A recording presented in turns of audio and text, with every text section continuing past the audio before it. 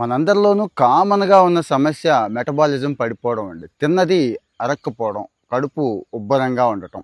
దీనికి నేను ఫాలో అవుతున్న చిన్న చిట్కా చెప్తాను. నేను ఎంత కంట్రోల్ చేసినా గానీ ఒక్కోసారి ఒక ముద్దో, ముక్కో ఎక్కువేసేసి ఇబ్బంది పడుతూ ఉంటాం గదండీ! అలాంటి టైంలో నేను చేసే పనేంటో తెలుసా? జస్ట్ ఒక హాఫ్ చెంచా, అర స్పూను వామ్ అండి. వామ్ తీసుకొని నవిలేస్తే ఇక అంతే అన్నట్టు. ఇంకా బావుండాలి అనుకుంటే కాస్త టీ పెట్టుకోవడం. ఇక చాలా సమస్యలుంటాయి గదా! మనకి శ్వాస రిలేటెడ్ ఇలాంటివి. స్మెల్ పీల్చడం. ఎందుకు అంటే థైమాల్ అని చెప్పి ఒక సమ్మేళనం ఉంటుంది.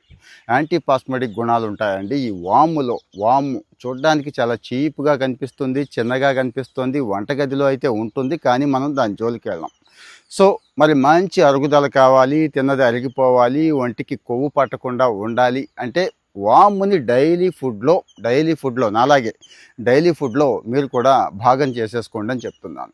జస్టు అరిగించడం వరకే కాదండి. నోటికి కూడా చాలా మంచి చేస్తుంది. దంతాలకు కానీ, శ్వాసకు కానీ, నోటికి సంబంధించిన చాలా రోగాలు ఈరోజు మనకొచ్చే రోగాల్లో సగం రోగాలు నోటి ద్వారానే వెళుతున్నాయి కదా! ఉప్పు నీళ్లు పుక్కిలించండి ఎప్పటికప్పుడు అని చెప్పేది కూడా అందుకోసమే. సో, ఈ వాము ఆ రకంగా ఉపయోగపడుతుంది. అస్తమా ఉన్న వాళ్ళకి, బ్రాంకైటిస్ ఉన్న వాళ్ళకి విపరీతంగా జలుబు చేస్తూ ఉంటుంది కదా! వాళ్ళకి కూడా వాము భలే పనిచేస్తూ ఉంటుందండి.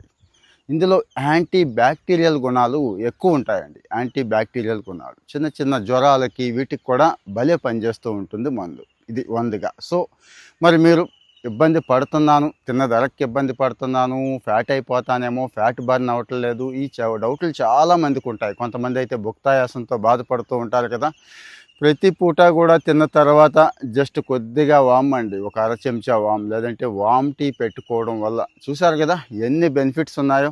అంటే యాంటీ ఫంగల్, యాంటీ బ్యాక్టీరియల్‌గా పనిచేస్తూ, ఇన్‌ఫ్లమేషన్‌ని తగ్గిస్తూ, చక్కగా తిన్నది అరిగించేస్తూ, కొవ్వుని కరిగించేస్తూ, ఇన్ని పనులు చేసే వాటిని మనం ఏం చేస్తూ ఉంటామంటే కాస్త ఘాటుగా ఉంటుందనో, ఆ స్మెల్ నచ్చదనో పక్కన పెట్టేస్తామండి. కానీ అలవాటు చేసుకుంటే అద్భుతంగా ఉంటుంది. చిన్న చిన్న అలవాట్లు ఎక్కడికో తీసుకెళ్తాయని, అదే చిన్న బ్యాడ్ హ్యాబిట్స్ జీవితం మొత్తాన్ని పాడు చేసేస్తాయని మనం చెప్పుకుంటున్నాం కదా! ఆ చిన్న అలవాటే ఇదొకటి. అంటే ఈ వామ్ అనేది కూడా ఒక అలవాటుగా, డైలీ అలవాటుగా మీ జీవితంలో చేర్చుకుంటే మిగిలిన వాటితో పాటు ఇది కూడా మిమ్మల్ని ఖచ్చితంగా హెల్తీగా ఉంచుతుంది, హ్యాపీగా అయితే ఉంచుతుంది. ఆల్రెడీ వామ్ తీసుకుంటున్న వాళ్ళు మన వాళ్ళల్లో కొంతమంది ఉంటారు. మీరు మీ ఒపీనియన్ చెప్పండి దయచేసి.